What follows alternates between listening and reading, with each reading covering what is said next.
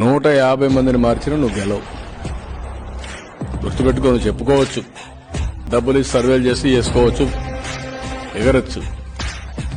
ఈ రోజుటికి ప్రజల్లో చాలా వ్యతిరేకత ఉంది. ఇప్పుడిప్పుడు బయటపడుతున్నారు.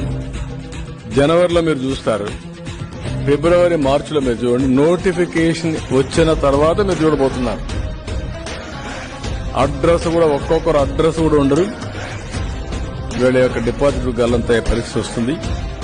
ఎప్పుడు కూడా ప్రజల్ని ఇంత టేక్ ఇట్ ఫర్ గ్రాంటెడ్ తీసుకోవడం చాలా దుర్మార్గం, ఇది నీచం.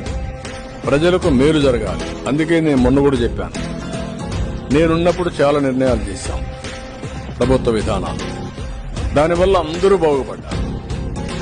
ఈ రోజు ఇతను వచ్చిన తర్వాత ఈయన చేసిన పాపాలన్నీ అందరికీ శాపాలుగా మారాయి. ఒక కులం లేదు, ఒక